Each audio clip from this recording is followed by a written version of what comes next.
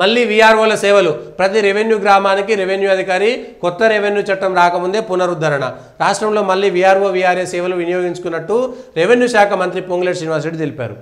ఎంత దారుణం అంటే వేలాది కుటుంబాలు వీఆర్ఓ వీఆర్ఏ వ్యవస్థలను రద్దు చేసి వాళ్ళు మాత్రమే అవినీతి చేస్తున్నారని వాళ్ళ మీద అవినీతి ముద్ర వేసి వాళ్ళందరినీ దొంగలుగా చిత్రీకరించింది కదా ప్రభుత్వం. ఇది చాలా ఊర్లలో ప్రభావం చూపెట్టింది. టీఆర్ఎస్లో ఎందుకంటే వాళ్ళు ఊర్లు తిరుగుతుంటారు, ప్రతి ఇంటితోటి సంబంధం ఉంటుంది. వీఆర్ఓ వీఆర్ఏలకి స్కూల్ టీచర్లకి వీళ్ళందరికీ విపరీతమైనటువంటిది ఉంటుంది.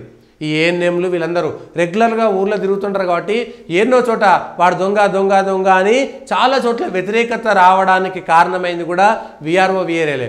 వాళ్ళు మాత్రమే లంచాలు తీసుకుంటారని, ఇంకా అసలు వాళ్ళు తప్ప లంచం ఇంకెవరూ తీసుకోరన్నట్టుగా వాళ్ళని క్రియేట్ చేశారు.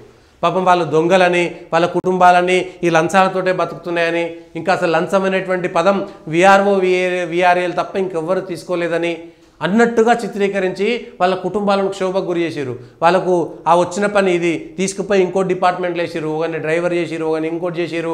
వాళ్ళకు రాని పనులల్లో చాలామంది ఇబ్బంది పడుతున్నారు. ఇవాళ ఎంతమంది మళ్ళీ వెనక్కి వస్తారు? మంచి ఉద్యోగంలో ఉండి మంచి చోట ఉండేటువంటి వాళ్ళు ఇప్పుడు మళ్ళీ వెనక్కి రాలేరు. దానికంటే ఇది నయం ఉంది, ఆడపోయి ఊరికే వాని వీని బతలాడుకునే బదులు ఏదోటి వచ్చిన ఉద్యోగం చాలనుకుంటారు. సగం మంది వస్తారు, సగం మంది రారు. ఇట్లా ప్రభుత్వం మారినప్పుడల్లా వీళ్ళ బతుకుల మీద ఇక్కడ వేలాది మంది ఉన్నారు కదా, వేలాది కుటుంబాలు. మళ్ళీ వీఆర్ఓ వీఆర్ఏ వ్యవస్థ మళ్ళీ తీసుకొస్తే మళ్ళీ రేపు పొద్దుగా వచ్చినటువంటి ప్రభుత్వం ఉంచదో మేము ఎందుకు పోవాలి, ఎన్నో దగ్గర ఏదో ఉంటాం లేని ఉండేటోళ్ళు ఉంటే.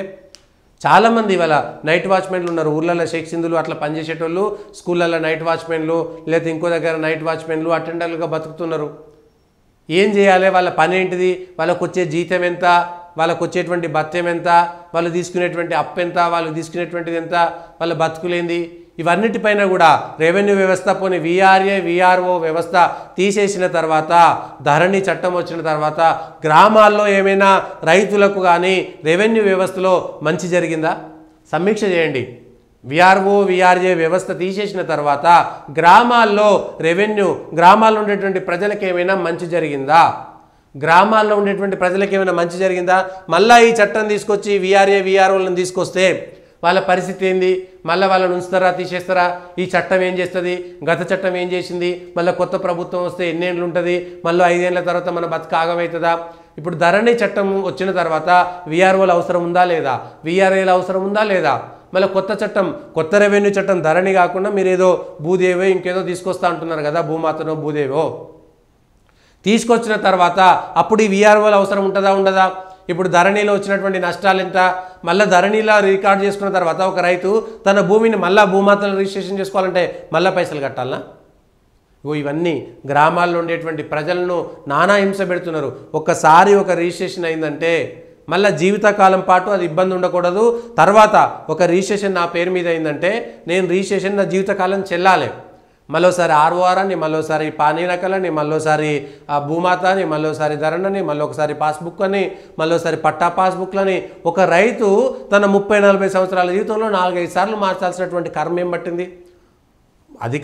అంతకుముందు ఏది పుస్తకాలలో రాసిరు కాబట్టి పుస్తకాలలో ఉండాలి. తర్వాత అధికారికంగా కంప్యూటర్ రికార్డులు అంతే, కంప్యూటర్లు వచ్చినాయి కాబట్టి కంప్యూటర్లు ఎక్కియాలి, పాస్బుక్లో స్కాన్ చేసి అందులో పెట్టుకోవచ్చు. దానికి ఇంత తతంగం ఎందుకు? ఇది ఒక్కొక్క రైతు ఎంత బాధపడతాడు? ఒక్కసారి నా పేరు మీద 1 ఎకరం భూమి ఉందంటే నా తర్వాత నా పిల్లలకు ఆ ఎకరం వస్తుందా రాదా వీలునామా ప్రకారం, లేకపోతే నేను అమ్ముకుంటే ఆ తర్వాతనే రావాలి. కానీ ఇదే భూమి నా జీవితకాలం నా పేరు మీద ఉంటే ఏ ఇబ్బంది రాకూడదు, దాని మీద రెండోసారి రిజిస్ట్రేషన్ చేయకూడదు. ఇవన్నీ ఇంత జాగ్రత్తగా పకడ్బందీగా ఉండాలి. ఎందుకు ఇన్నిసార్లు వస్తున్నాయి? ఎందుకు ఇన్ని దొంగ రిజిస్ట్రేషన్లు అవుతున్నాయి? ఒక భూమి మీద 5-6 సార్లు రిజిస్ట్రేషన్ అవుతుందంటే ప్రభుత్వం విఫలమైనట్టా కాదా? హైదరాబాద్లో ఇవాళ డబుల్ రిజిస్ట్రేషన్లు ఎన్ని ఉంటాయి? 100 డబుల్ రిజిస్ట్రేషన్లు అవుతున్నాయి. రిజిస్ట్రేషన్ కాకూడదు, నాకు రిజిస్ట్రేషన్ అవుతుంది, పైసలు వస్తున్నాయి, కానీ ఏది పెడుతుంది రిజిస్ట్రేషన్ చేస్తున్నాడు తప్ప దొంగదా మంచిదా అని ఎందుకు అవుతలేదు ఇక్కడ? అంటే ప్రభుత్వ విఫలమా కాదా? ఒక భూమి రెండవసారి రిజిస్ట్రేషన్ అయిందంటే అది తప్పెవరిది?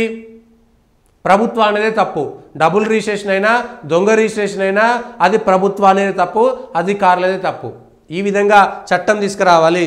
లేకపోతే గ్రామాల్లో ఉండేటువంటి పాపం పేద రైతుల పరిస్థితి ఏం కావాలి, వాళ్ళ పరిస్థితి ఎట్లా ఉంటుంది అనేటువంటి విషయాన్ని మనం చూడాలి.